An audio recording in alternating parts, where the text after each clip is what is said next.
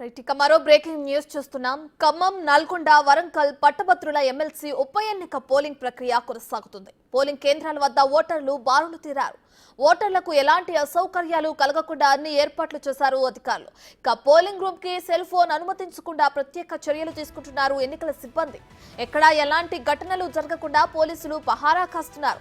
కాగా ఉదయం 8 గంటలకు పోలింగ్ ప్రారంభమైన సాయంత్రం 4 గంటల వరకు ఈ ప్రక్రియ ముగియనుంది. కాంగ్రెస్ నుంచి తీన్మార్ మల్లన్న, బీజేపీ తరపున గుజ్జల ప్రేమేందర్ రెడ్డి, బీఆర్ఎస్ అభ్యర్థిగా ఏనుగుల రాకేష్ రెడ్డి సహా 52 మంది అభ్యర్థులు పోటీలో ఉన్నారు. బీఆర్ఎస్ ఎమ్మెల్యేగా పల్లా రాజేశ్వర్ రెడ్డి రాజీనామాతో ఇక్కడ ఉప ఎన్నిక జరుగుతుంది.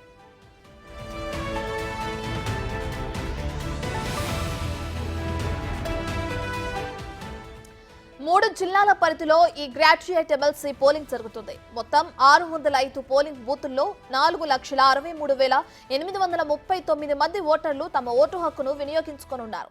కాగా ఓట్లలో పురుషులే అధికంగా ఉన్నారు. ఎమ్మెల్సీ ఉప ఎన్నిక పోరులో మొత్తం 52 మంది అభ్యర్థులున్నారు. అయితే కాంగ్రెస్, బీఆర్ఎస్, బీజేపీ మధ్య త్రిముఖ పోటీ ఉండనుంది.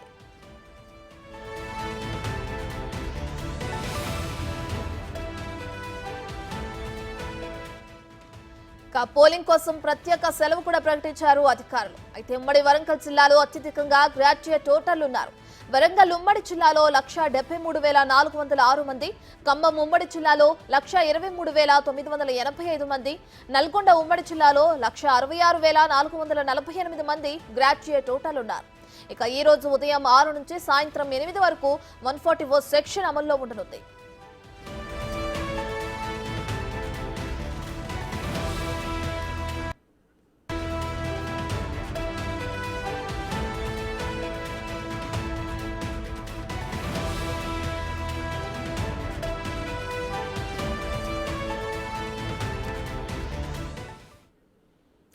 ఇదే అంశానికి సంబంధించి మరింత సమాచారాన్ని మా ప్రతినిధులు నల్గొండ నుంచి అటు పుల్లారావు, అలాగే ఖమ్మం నుంచి భాస్కర్ అందిస్తారు. అయితే ఫస్ట్ మనం నల్గొండకు సంబంధించి అటు పుల్లారావు దగ్గరికి వెళ్దాం.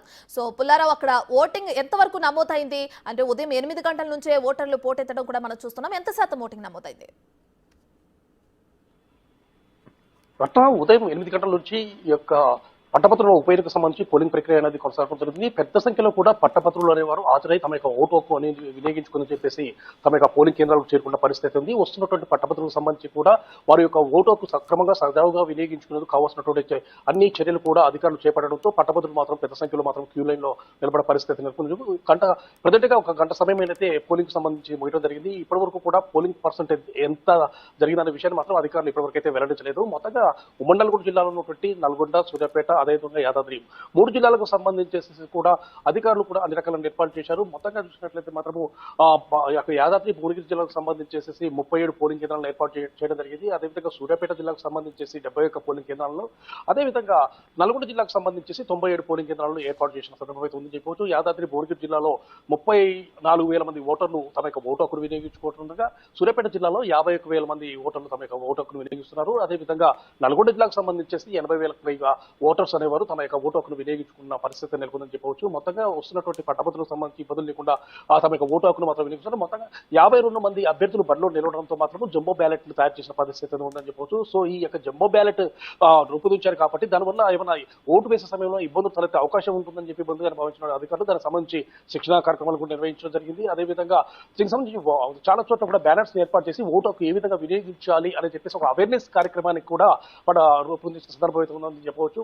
దీనికోసం అని చెప్పేసి ఎక్కడ కూడా అంటే పోలింగ్ జరిగే ప్రాంతాల్లో ఎలాంటి అవాంఛనీయ ఘటనలు చోటు చేసుకోకుండా పటిష్టమైనటువంటి పోలీసు బందోబస్తు వ్యవస్థను కూడా ఏర్పాటు చేశారు. అదేవిధంగా ప్రతి పోలింగ్ స్టేషన్ సంబంధించి ఒక ప్రొసీడింగ్ ఆఫీసర్, అదేవిధంగా అడిషనల్ ప్రొసీడింగ్ ఆఫీసర్, మరొక సహాయకుడు, మొత్తంగా 3 కూడా ఏర్పాటు చేసిన సందర్భం ఉందని చెప్పవచ్చు. సో ఈ విధంగా పోలింగ్ సంబంధించి ఏర్పాటు చేశారు. ముఖ్యంగా ఈ యొక్క పోలింగ్ కు సంబంధించేసి ఓటు హక్కు వినియోగించుకునేందుకు అంటే దానికి సంబంధించి నెంబరింగ్ సిస్టమ్స్ ఒకటో ఎవరికి తమ మొదటి ప్రాధాన్యత, 2వ ప్రాధాన్యత, 3వ ప్రాధాన్యత ఈ విధంగా తమ యొక్క నచ్చిన విధంగా తమ యొక్క ప్రాధాన్యతను చెప్పాలని చెప్పడం జరిగింది. ఆ యొక్క ఓటు ప్రాధాన్యత ఉపయోగించే సమయంలో తమకు నచ్చినటువంటి వ్యక్తికి ఒకే సింబల్ ఏర్పాటు చేయాలి, కానీ ఒకే సమయంలో 1, 2, 3 అనే విధంగా పెడితే అది ఇన్వాలిడ్ ఓటుగా నమోదయ్యే అవకాశం ఉందని చెప్పేసి కూడా చెప్పడం జరిగింది. ముఖ్యంగా ఈ విధంగా ఇన్వాలిడ్ ఓట్స్ అనేవి పోయినసారి గతంలో జరిగినటువంటి ఎన్నికల్లో దాదాపు 20,000కు పైగా నమోదు అయిన నేపథ్యంలో ప్రజెంట్ గా ఆ యొక్క ఇన్వాలిడ్ ఓటింగ్ శాతం తగ్గించేందుకు అధికారులు మాత్రం ప్రత్యేకమైన శ్రద్ధ పెట్టారని చెప్పవచ్చు. దానికి అనుగుణంగా దానికి సంబంధించిన ప్రణాళికలు రూపొందించారు. అదేవిధంగా అవేర్నెస్ కార్యక్రమాలు చేపట్టడం వల్ల మాత్రము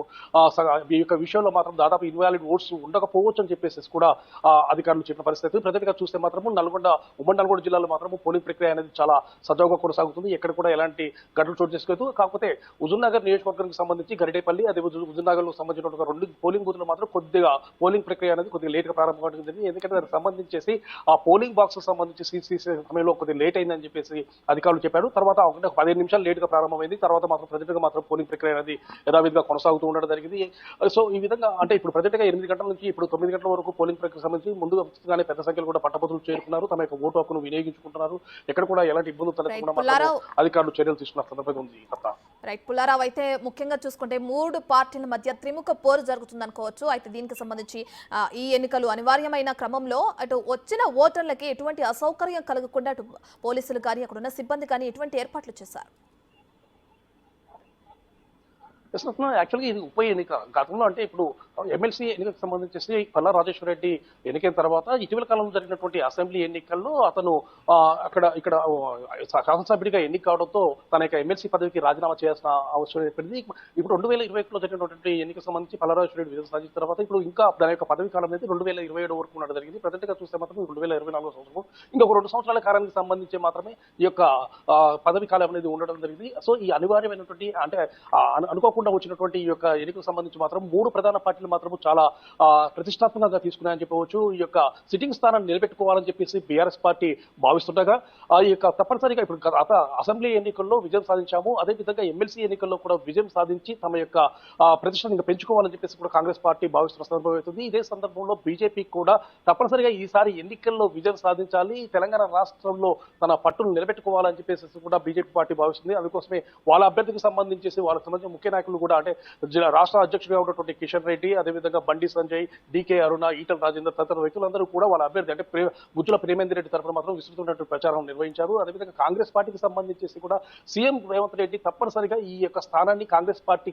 కైవసం చేసే దిశగా కూడా ఉన్నటువంటి అంటే 3 జిల్లాలకు సంబంధించినటువంటి మంత్రులకు అదేవిధంగా నాయకులకు కూడా దిశానిర్దేశం చేసిన సందర్భం అయితే ఉంది. తప్పనిసరిగా ఈ యొక్క ఉప ఎన్నికల్లో విజయం సాధించాలని చెప్పి వాళ్ళకి చెప్పడం జరిగింది. అదే దీనికి సంబంధించి పక్కా ప్రణాళిక రూపొందించుకున్నారు. అభ్యర్థిగా ఉన్నటువంటి తీర్మానం మల్లన్న తరఫున మాత్రం విస్తృతమైనటువంటి ప్రచారాలు ముఖ్యంగా ఆత్మీయ సమ్మేళన కార్యక్రమం కూడా నిర్వహించిన సందర్భం ఉంది.